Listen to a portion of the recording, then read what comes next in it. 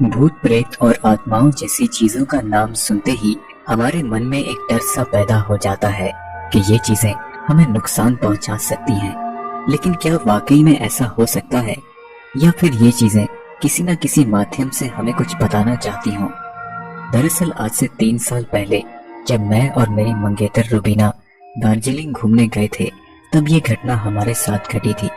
ये घटना हमारे लिए जितनी रोंगटे खड़े कर देने वाली थी, उससे कहीं ज्यादा दुखदायक और दिल को छूने वाली थी। मैं और रुबीना एक ही ऑफिस में काम करते थे। धीरे धीरे हमारी दोस्ती हुई और ना जाने ये दोस्ती कब प्यार में बदल गई। जल्द ही हम दोनों ने दार्जिलिंग घूमने का प्लान बनाया। रात भर ड्राइव करने के बाद हम दार्जिलिंग के एक हिल स्टेशन पर पहुंचे। नदी के किनारे हमें सस्ते दाम पर एक शानदार कॉटेज मिल गया। अगली सुबह हम बाहर घूमने के लिए तैयार हो रहे थे कि मुझे बगल वाले रूम से किसी के गाना गाने की आवाज आई।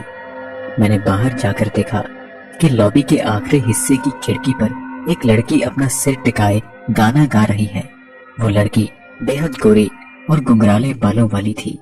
वो मुझे देखकर मुस्कुराने लगी और बदले में मैं भी उसे देखकर मुस्कुराने लगा।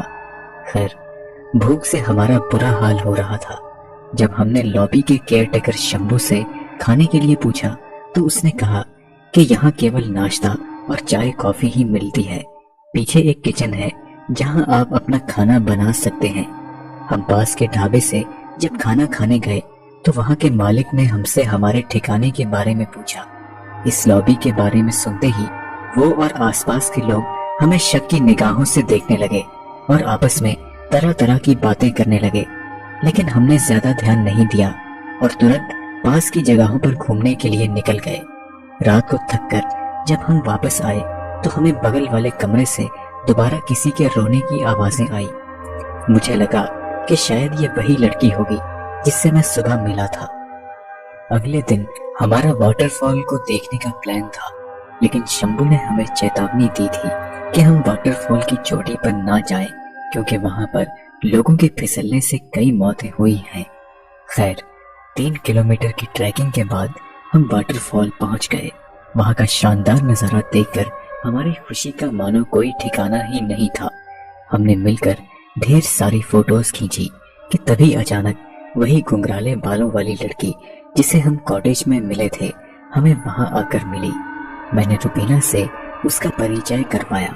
उस लड़की ने अपना नाम सारा बताया और कहा कि वो एक एंग्लो इंडियन लड़की है।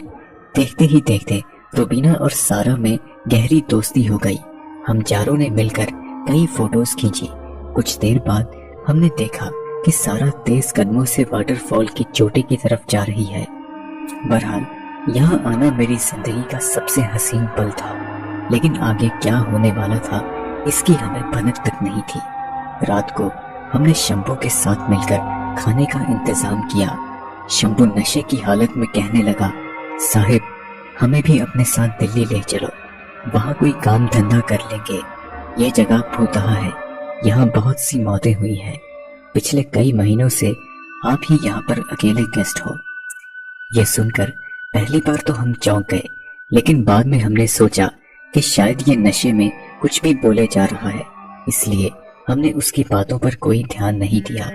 खाने के बाद मैं गहरी नींद में सो गया और सुबह देखा कि रुबीना उस बगल वाले कमरे में पसीने से भीगी हुई बेहोश पड़ी है और वो कमरा बिल्कुल खाली पड़ा था, मानो जैसे बरसों से वहां कोई आया ही ना हो।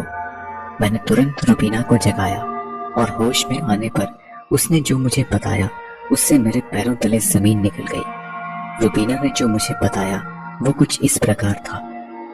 रात को करीब 3 बजे उसका दम घुटने लगा तो उसने देखा कि सारा उसके ऊपर बैठी हुई है। जैसे ही रुबीना हड़बड़ाकर उठी तो सारा उसका हाथ पकड़कर उसे अपने कमरे में ले गई। अब उस बगल वाले कमरे का हुलिया एकदम बदला हुआ था। धुंधली सी रोशनी और कोने में एक अधेड़ उम्र का अंग्रेज आदमी आंखें बंद करके वायलिन बजा रहा था। रुबीना को ऐसा लग रहा था कि जैसे उसके सामने कोई फिल्म चल रही हो। सारा उस आदमी का हाथ पकड़कर बोली, Albert, please don't go, don't leave me. लेकिन उस आदमी पर सारा की बात का कोई असर नहीं हुआ और वह उठकर बाहर की तरफ जाने लगा, लेकिन तभी अचानक सारा के हाथ में पता नहीं कहां से गन आ गई और उसने उस आदमी पर गोली चला दी, जिसके बाद रुबीना बेहोश हो गई। ये सब सुनकर हम जैसे तैसे वहां से निकल पड़े। वो ढाबा जहां से हमने पहले दिन नाश्ता किया था, उसके मालिक को हमने सब कुछ बताया। वो आदमी बोला, साहब, हम आपको पहले भी बताने वाले थे, लेकिन शहर के लोग कौन सा हमारी बातों का विश्वास करते हैं। ये कॉटेज भूतहा है, यहाँ पर कई मौतें हुई हैं। ये उस जमाने की बात है जब अंग्रेज भारत छोड़कर जा रहे थे।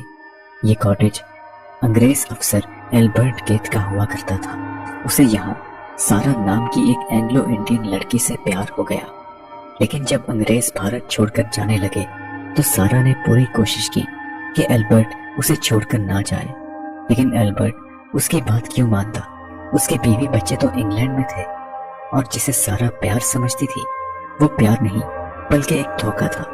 इसलिए उसने एल्बर्ट को गोली मारी और बाद में वाटरफॉल की चोटी से कूदकर आत्महत्या कर ली। तब से लेकर आज तक उसकी आत्मा यहाँ पर भटकती है। इसी कारण 10 साल पहले यहाँ शंभू नाम के केयरटेकर ने भी परेशान होकर छत से कूदकर आत्महत्या कर ली। उस आदमी की ये बातें सुनकर हमारे रोंगटे खड़े हो गए और साथ ही साथ हमारी आंखों में आंसू आ गए।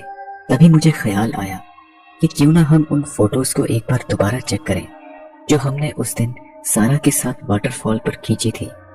और जो हमने देखा उससे हमारे पैरों तले जमीन निकल गई। उनमें से एक भी तस्वीर में सारा मौजूद नहीं थी। वापसी के दौरान मेरे मन में अजीबोगरीब सवाल आने लगे कि आखिर सारा ने हमें ही क्यों चुना।